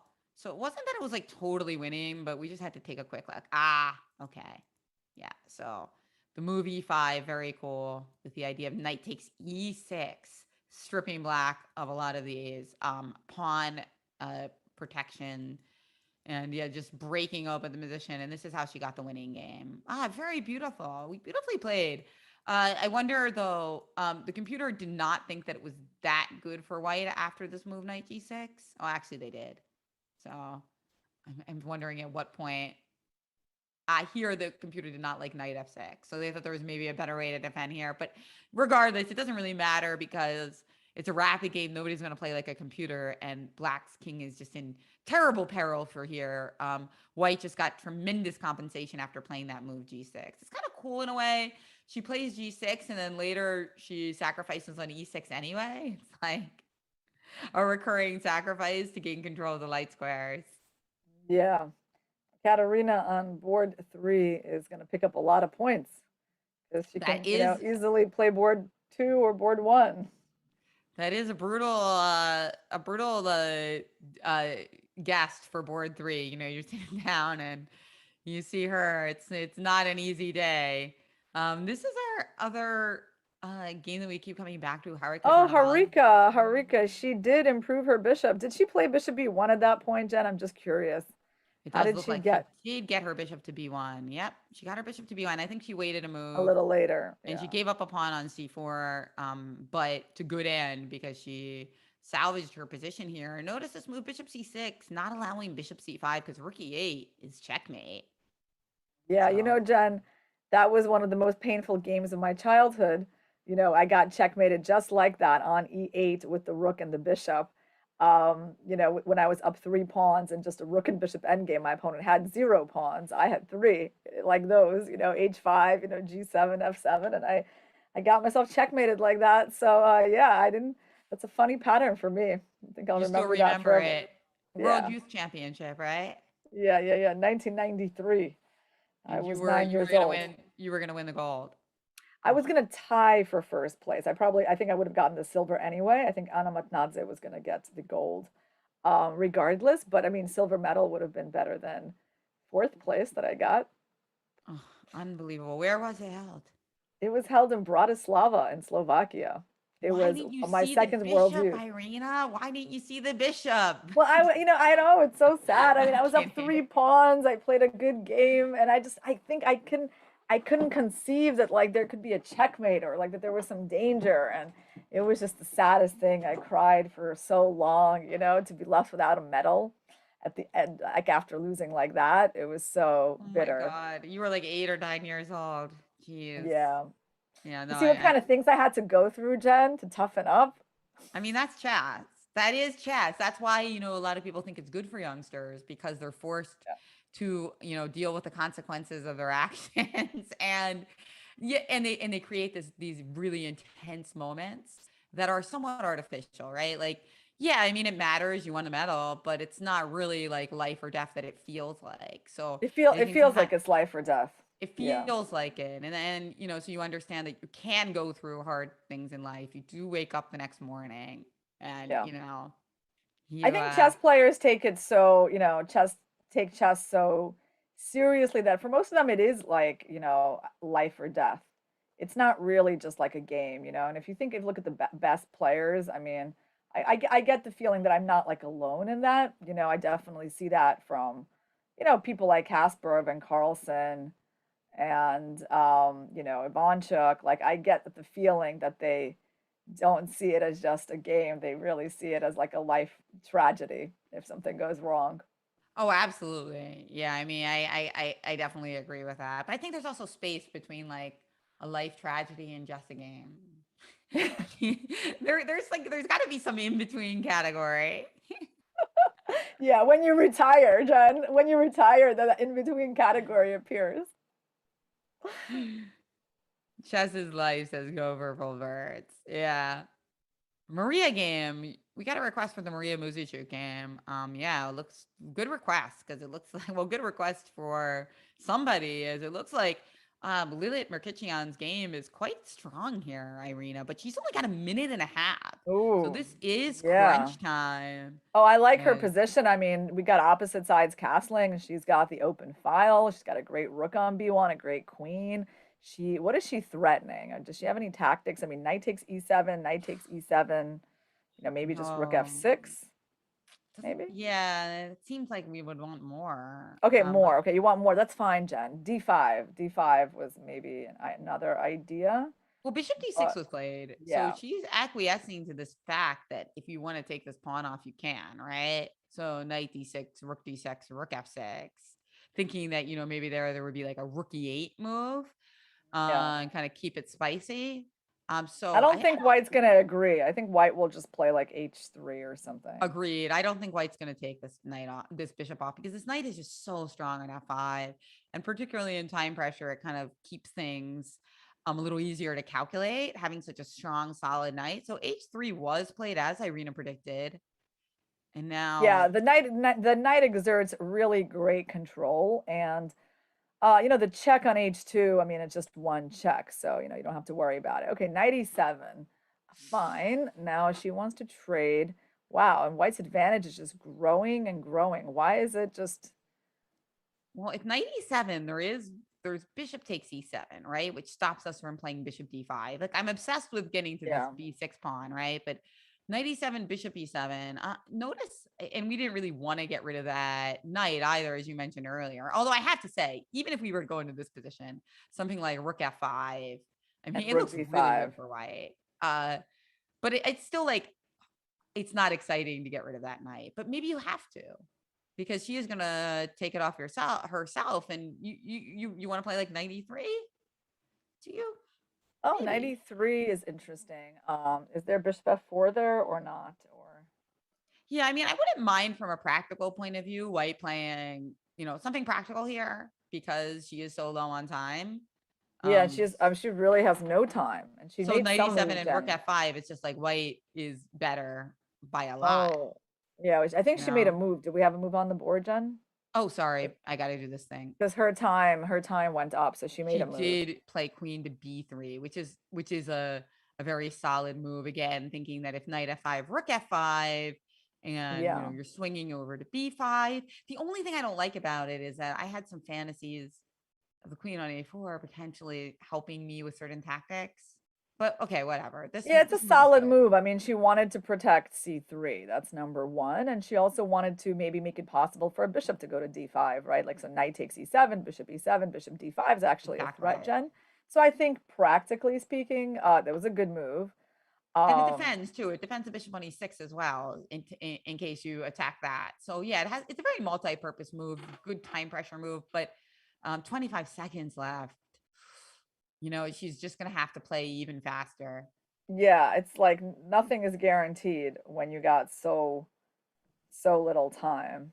Um, I mean, 25 seconds. Yeah, thankfully they get 10 seconds a move, but it's going to be rough. And I mean, I would watch this game. I think it's going to be exciting, because what we have on one side of the scale, Jen, is a great position. And on the other side, it's the little time. And like Yeah, very well usually it's put. the little time, by the way, it's the little time that outweighs everything, you know? But sometimes, you know, sometimes there's exceptions. It's true. It's true. And look at this. Rook E8, Hmm. A4 played instantly. Okay. So he's looking for these moves that he can play quickly, gaining time on the clock. I should say that Alexandra Kostyuk did win her game. So did Katerina Lano. So huge start there for the Russian team. And gosh, I'm going to is there any one game you want to peek at real quick before we go back to this? Because uh, Um, Nothing. Okay, you just pick a game, Jen. Yeah. How is Alexandra, Geryachkina doing? Well, she's doing well. I mean, her still significant edge on the clock. Her opponent is still holding on in terms of position. I mean, Corey's yes, position hasn't really deteriorated. In fact, it's fine, more or less, but her clock situation is going to be an issue. smart, And we can smart take a play. look at Anna Muzuchuk. How's Anna doing? Okay, I'm coming back to this because it is Lilith's move, and she only has 7 seconds left. Knight C6 just played. She's played Queen A2. Okay. Yeah, Um, so you know, she's playing solid. She's playing solid, and she kind of, you know, she played that A4 move in order to get some more, you know, ideas with that yep, pawn. She did, yeah, she wanted to step away from knight A5. But still, you know, still her time situation, it's really it's difficult. She wants to play rook B5 though. I think rook yep. B5. And then Rook B1. I mean, just it's going to be so much pressure. 4 minutes left for Maria Muzichuk, but Yeah. Lilith playing very slow. Oh gosh, it's nerve wracking. I'm sure for her fans all over the world. Bishop F7. I like that move. I like that. That's very good. Oh, she's playing Because, great chess, Irene. She's playing fantastic. because So the she's going to go idea is, bishop D5 next. and she won that little tempo. Look at that finesse. Wonderful, because she didn't want black going E3 and making things unbalanced there with that pawn. Now E3, you can just capture it with your knight. So Beautifully done. And I now, like this. I like this. She's still got things under control. so now what? Now what does black do? Does black need to play B6 at some point? I mean, right now the knight does protect the pawn on They B7, do if but they have a big need to get mated on A8 one day with that queen, so you're you saying know? don't. You're saying don't do it. Well, Don't ever no, I play don't know. B6. I don't know. It's of course it's scary either way. I don't want to say you can't do It's it. scary You either know. way. Yeah. That is true. It is scary either way. So what do you do here? Do you go back to E8? Yep. That's Yeah, what she she does. did. She Okay, is willing now to take a draw here. I don't think Lilith's gonna take it though. no, I don't Oh, think she can. Oh no. Well, she's just getting some more time. She's not going to maybe. take it. I feel like she knows she can't. Her Oh, team that's smart though. Look at that. Now she has almost 30 seconds left. This is like a really important finesse to get a little bit more time, but don't be careful because if she does it one more time, I like the move um, C4, Jen. So how about C4 here? Just go with C4, ooh, C5. Maybe add in that pawn. If she takes a draw, I'm going to be really unhappy. Just don't do it, Lilith. Your team is going to don't lose. make Irina unhappy. Woo! Yeah. Yeah, C4. Yay. And look at this time situation now 36 seconds. Not only has she improved her position, but she's improved her clock too. Really I good stuff. Yes. Now I'm liking what she's doing. And, you know, the most important thing is that you need easy moves you can play and like a clear plan. And I feel like she has that. And, you know, now B6 by black, obviously a lot harder to get in. She still has, at some point, she'll have the rook B5 idea. Okay, E3, how dangerous is that? I mean, it doesn't seem too dangerous. I mean, you can probably attack it, but I mean, okay, just go C5. I mean, I think you just need to do that. Okay, rook E1. Ooh, The okay. computer really did not like rookie one. I wonder Rook why. E1. Yeah. Maybe. Well, E2 doesn't work. You just play rook takes E2. I don't see Yeah. any way in this Just position. bishop F4. I mean, she's probably just going to go bishop F4. Yeah, It's bishop not F4 like, keeps things a little bit juicier. That's probably why they didn't like that. Whereas if you had played your move order, Irina, C5, bishop F4, would that still be possible? I don't still know. I'm possible, but maybe it's still possible. Yeah. I was just yeah. wondering if there were some tactics with your um i- rook takes F4 potentially. But anyway, rook F1, bishop F4 has been played. Oh boy. I gotta love the spirit of Lilith though. Like she definitely could have gone for the draw here. But I love that she just kept playing higher rated player. No Yeah. time on the clock, but you know, this is what you do. Black will play You. a6 here, I think. Okay, Maria still okay, yeah. A6 is not like a very harmful move. And if one second, if rook Yeah, c5, I'm thinking a rook c5 looks fantastic. There must be queen some tactic here. b6. What is it? Why is this move not just winning? Well, because queen b6, rook b1, queen takes b1, queen b1, maybe e2. Or maybe e2 right away, Yeah, yeah, disallowing rook yeah. takes b6, e1. Ah, so rook b1, e2. So, you know, yeah, it did allow some counterplay. Let's take a Or look you were also, Jen, at the Mary Arabidze game. Like I think that is also getting down to the wire. okay. We Yeah, have let's do that. But let's see what Lilith plays here, because if she plays rook b1, allowing e2, oh, I think she's gonna lose now, Irina, because she's only got 2 no, seconds left, and no, no, no, no. This actually happened. Okay. she played Yeah, rook. now I know it's so sad. I know that's what I mean. It's just that the time, it always is more important than the Then position. knight b3 and knight c1. And now I feel guilty that we were like so negative about a potential draw, because you know, but the thing is, we like the spirit, you know, we do You gotta love the play. I don't. spirit. I have a feeling it wouldn't have made a difference for her team. Like Knight b it's not over though. It isn't over. The tactics are still messy. Look at this, queen b2, now knight c5, queen takes b6, right? So I mean, it's still nuts. It's just the extra 2 minutes you gotta love. Okay, so what does black do here, Irina? What does black do? what does black do? I don't I think, is there a knight? No, knight takes. King a7. Is there knight takes d4? I'm looking at an insane move. I can't help myself. King a7. Yeah, she played it. Oh, She have king a7, a5. a5, Ooh, wait, a5. advantage again for white. What's going on? Queen before g3. Ooh, Um, now what? Oh, okay. Looks like white is trying to get wow, solid here, because if you wow. move your bishop and we get this pawn, goodbye all your great beautiful counterplay. She still has like she has 30 seconds. Oh, She can figure things out. she's got more time on the clock than she did. Wait, She queen could a4. What's take, going on? did she take Take the this pawn. bishop? Take the bishop. Okay, yeah. Okay, now this computer is saying it's even. I don't know why. Is rook g8 check like some kind of draw or something by King perpetual? h2. I mean, it's I certainly, I doubt it. mean, wow.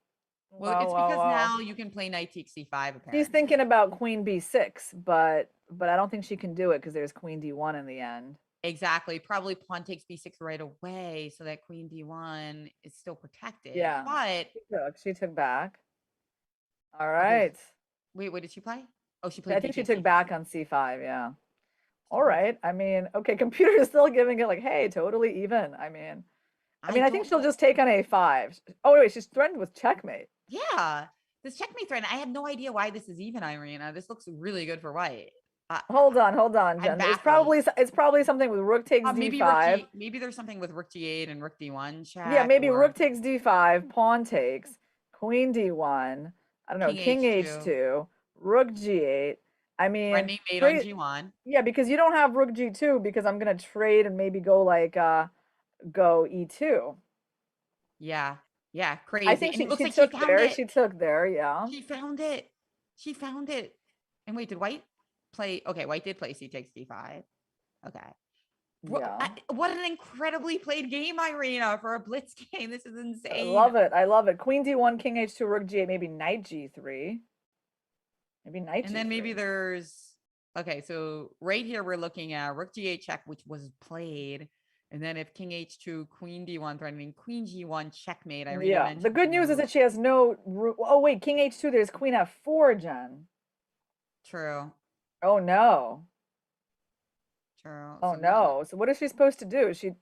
well, She in played that rook g2. I line, think she made the right choice. She made the only move that doesn't just lose. and so now what? Now queen d1 check, king h2, rook takes g2 and e2. How do you stop that? And this is what happened. So Yeah. why Oh, does, queen b6 is perpetual. Queen b6, queen d8. when? So you take with the king and then King e2. takes. Yeah. You have to take Okay. with the king. Okay. And Nice, then, nice. Girls, you did great. That was so fun. They both played so well. I mean, an amazing and very exciting. Oh no, but Maria's playing for a win. She doesn't want that perpetual. Queen d5. Okay. Ah, she doesn't play E2. Okay, because King Queen D5 g3 though. protects the It's still perpetual. gonna be perpetual. It's still gonna be a perpetual, I think.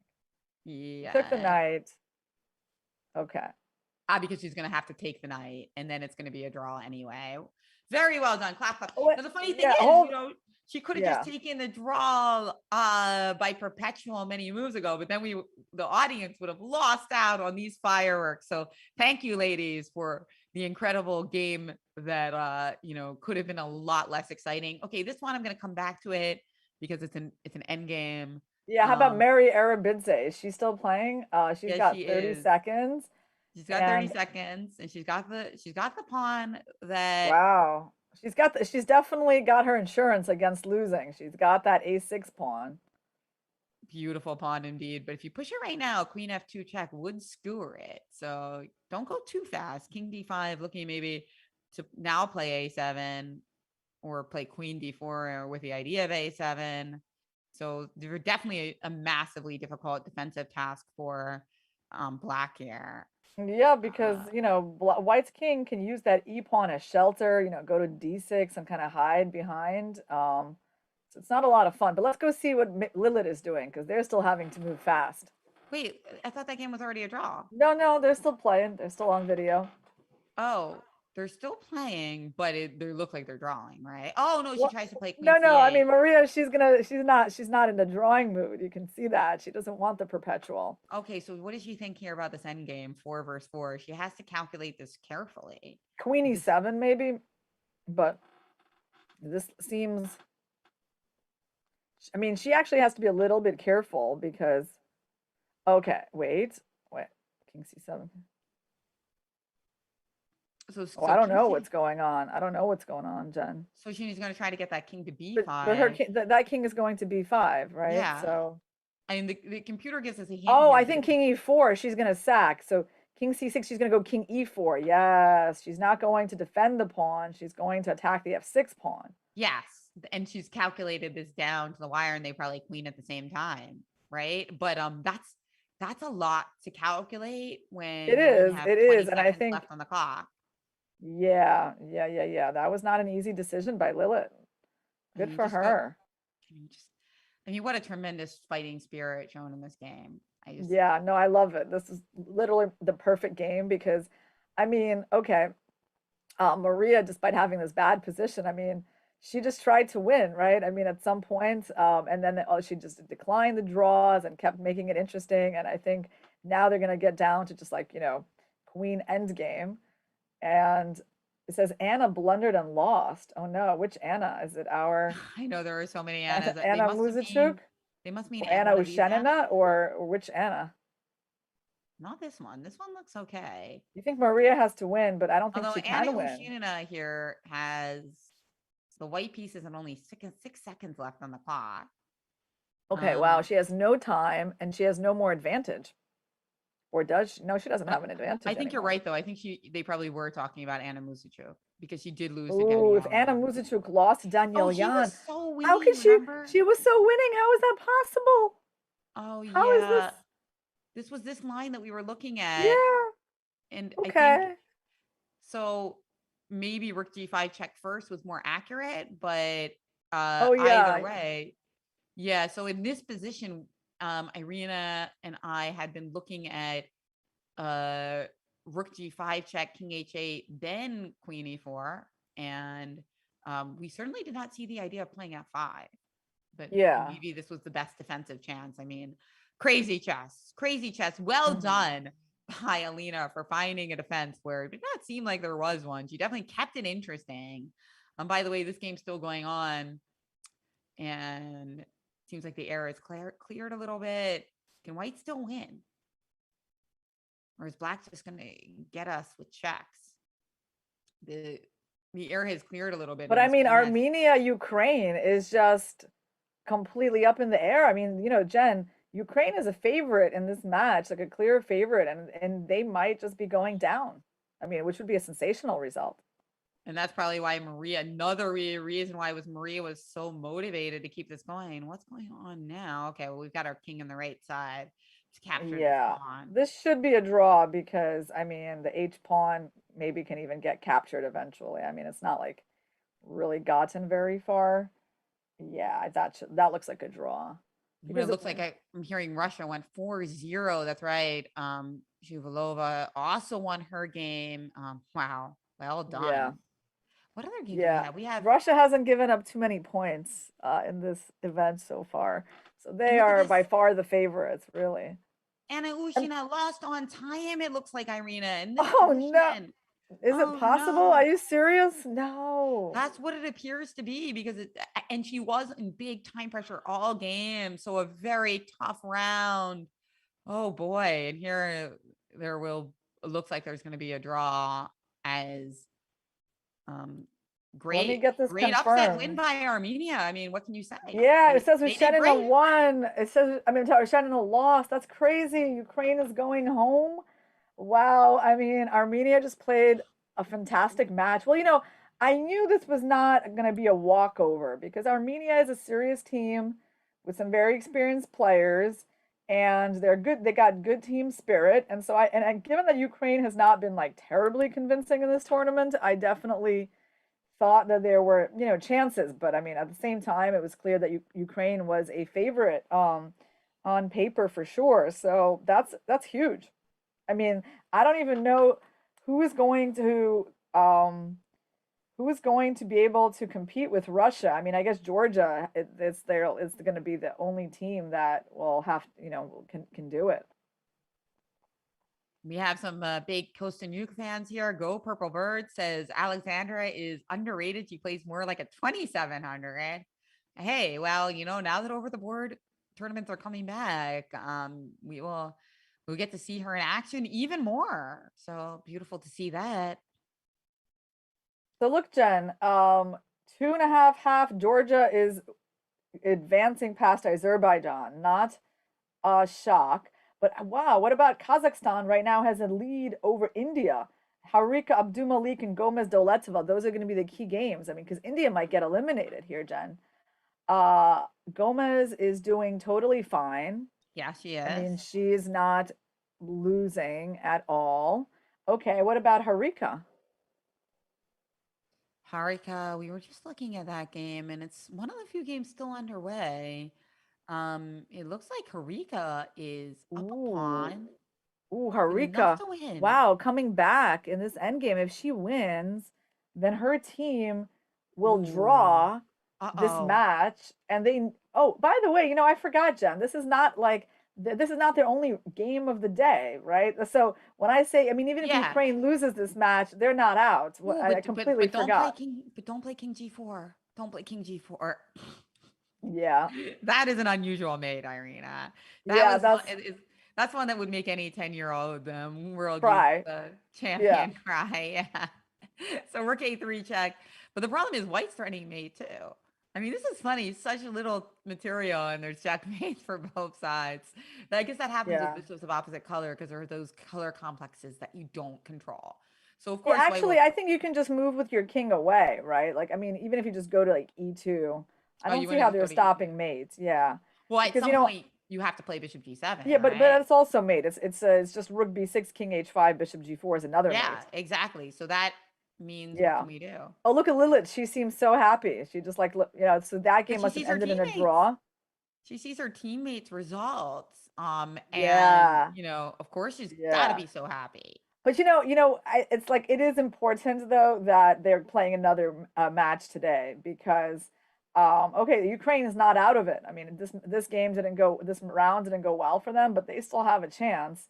It is going to make it a lot more suspenseful. Like we know that if they win, we're going to see a tiebreak today. Okay, so she pinned the bishop. So now if rook b6 check, king h5, you don't have checkmate in one move with like bishop e2 because you're pinned. So that was her concept here. So Yeah. So just get unpinned. Just unpin yourself like King D2. king d2, and you're getting that mating net back out for use. Oh Yeah, boy. King D2, Rook A2. And rook d3, One, rook because you have A1. that extra pawn, rook d3 is never going to leave you any chances to draw. So that's a key point here as well. Yeah, poor Beautiful. FIDE Americas. 4-0 is not like a nice looking score. Yeah, well, they were playing a very strong team, outrated on every single board. Yeah. So each individual result is unsurprising, but you hope that maybe you go above expectation on one of them and you get a couple draws or a win. But yeah, that was the very, very lopsided pairing, I'd say. Yeah. Yeah. Wow. It looks like so Kazakhstan, India, I mean, most likely will be a drawn match. So that lives up to its billing as a very close contest. But Armenia is the surprise of the round. Yeah. It's always nice when we have surprises, Jen. It is. It is. Okay, so what's going on now? How do we get out of the checks, Irina? Is she just going to play? Well, rook a1, check is Yeah, she's coming, and gonna then go to to to b2, B or maybe even to b1, B1. and then you have rook a1 check anyway, right? Oh yeah, yeah, yeah, yeah, yeah. So we don't want to go to b3. So again, Yeah, a few little helpmates there, losses. yeah. Let's see. So king c2, rook a2 check. I think she's again coming out the other way, but then you're gonna have rook a3. So So maybe she needs to go to E3 and E4. How about that? But then there'll be a check on A4. Harika is puzzling it out now. How to escape all these checks? What about king? Went I'm thinking if I back. could king e1. Okay, king e1. The computer really hated that move, Irina. I don't know what's going on. Why is that such a terrible move? Is it because we have bishop c3 with a check? Yeah, bishop Which, C3, and now the king can go back always to yeah. the king to go back H6 and G7. He's not made it, right? Yeah, yeah, yeah. It's not clear. Oh wow. I mean, if Kazakhstan, if Harika doesn't win this, Okay. So look at this move. oh wow, So rook wow, wow, f2 was the wow. idea, and Oh, rook takes f4, allowing us to play king g5 after bishop e2 check. poor That's Harika. why the computer hated it. That's why, because king d1, rook d2 check wins the bishop, right? Oh, rook F2. Is that what she Rook did? She played rook F2. f2. Rook f2, brilliant. And if you move away to g1, then we just take on f4, and we're threatening bishop d4, and you have no more mate. Wow, what an idea! Oh, oh, Now oh, we've got oh. this That have is to going to color feel draw. really bad for Team India. It's So really why going to was this feel such an bad. easy win? What was White supposed to do to get out of all these Yeah. checks? So let's There's see. got What to was be, it? maybe, can we move ourselves here? Like, was there ever a way to do that? Like king e4, and then if you played rook a4 check, king f3. Okay, she's always pinning though. Yeah, I know you're always pinning. Yeah, that's I'm trying to understand here what the. Oh, maybe go for from F5. How about King E4, John? Well, but King Oh, E4, who knows? so you wanted me to Yeah. go to f5, I mean, I want to go F5. Yeah. and then if rook a5 check, Yeah, then we go where you wanted to G4. g4. Finally, I got myself to g4. Right. Okay. Yeah. And then you're out of checks because you don't have rook g5 check, and I'm ready to play rook b6 again. Okay. So maybe this was part of it too. But yeah, harder. Oh, what a nice idea. It's a really pretty one, rook f2 check. Well done. Well done by Zansaya to find that when she needed it most. And to keep alert. It's easy to resign yourself to defeat, but she kept alert to the very last moments, and that certainly makes a champion. You know, we have someone saying in this chat, the great India lost to puny Kazakhstan. Well, I have to tell you, guys, Kazakhstan is not puny when it comes to, for example, women's chess. I mean, they have two players who are rated 2,500, who are like, I guess, in the top 10, 15 in the world for sure. Rising stars. Yeah, and they're doing this well even without one of their top stars, Bibisara Asobayeva. So the Kazakhstan is not a weak team. Do you know that Kazakhstan actually beat China in the last Olympiad? I believe that was 2018, and that was, I think that was a sensational result, right, Jen? Do you recall that? Yeah, and a little bit, or now we're seeing a little bit of the video from the scene as it looks like that game just finished. Yeah, so this was a super, super exciting round. I really enjoyed this one, Jen. And now we're going to see two things where the suspense is all going to be in those teams that were ranked 2 and 3, India, Kazakhstan, and Ukraine, Armenia. Are India and Ukraine going to be able to make a comeback and take it to a tiebreak today? Yeah, I think there's a good chance we'll see a tiebreak, Irina. A good chance because when a team is upset, then the chances of them coming back are just mathematically higher, right? So I think Yeah. Ukraine, we could see a Ukrainian Armenian tiebreak. So fasten your seatbelts, guys.